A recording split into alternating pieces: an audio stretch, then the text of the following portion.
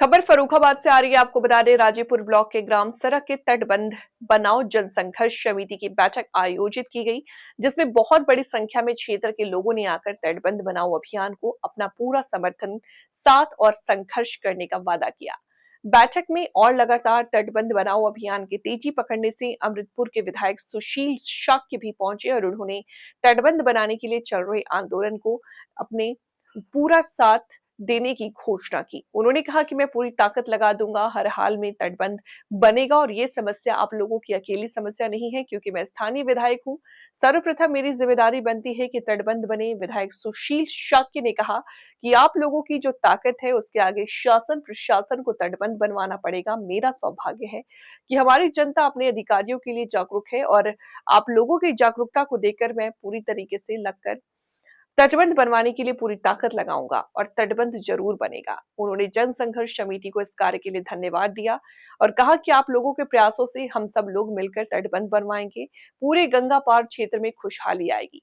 तटबंध बनाओ जनसंघर्ष समिति के अध्यक्ष भैयन मिश्रा ने कहा कि आज इतनी बड़ी संख्या में उपस्थित लोग इस बात का संकेत हैं कि जो मुहिम हम लोगों ने चलाई थी वो सफल हो रही है और जब तक तटबंध बनवाने की शुरुआत नहीं होगी तब तक हम लोगों का आंदोलन रुकने वाला नहीं है। लगातार इस आवाज को दिन पर दिन बढ़ने जाना है। समाज सेवी स्वर्ण सिंह बैठक को संबोधित करते हुए कहें कि मैं अपना बहुत समय यहाँ पर व्यतीत किया है। मैंने देखा है कि बाढ़ से पूरा क्षेत्र कितना प्रभावित होता है। इस पूरे क्षेत्र को बचाने के लिए तटबंध बनना बहुत जरूरी है। राष्ट्रीय बजरंग दल के विभाग अध्यक्ष ने कहा कि हमारा संघर्ष तटबंध बनवाएगा। इसके लिए हम सब लोगों को आवाज उठाकर आगे बढ़ना होगा, तब तक जब तक तटबंध नहीं बन जाता। और आपका सर्वप्रथम ये दायित्व बनता है, ये कर्तव्य बनता है कि यहाँ की जनता के लिए जो कि पीड़ित होती है बाढ़ से, उसके के लिए आप ऐसी व्यवस्था करके जाएं कि लोग आपको युगों तक याद रखें।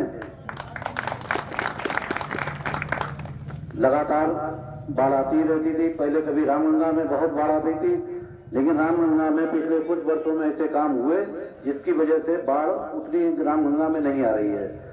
लेकिन जो इधर मेरी जानकारी में है, डीएम साहब से बात हुई थी, हमारी एक्सीएन साहब से बात हुई थी, तो उनका ये कहना था कि जो इधर कासगंज और बदायूं में तटबंध बने हैं उसकी वजह से जो पानी का फ्लो अपने जिले में आ रहा अगर सकता है, असंभव यहाँ पर भी नहीं है कि जो एक अपने क्षेत्र के प्रति संवेदन, अगर विधायक जी ये देखें कि ये हमारा घर है, ये हमारा परिवार है, यहाँ का प्रत्येक व्यक्ति। और अभी जब हम बाढ़ में गए थे, उमन भाई ने जैसा बताया, बहुत हमने मेडिकल कैंप भी लगाए और भी बहुत, खैर उस पर नहीं जाएंगे।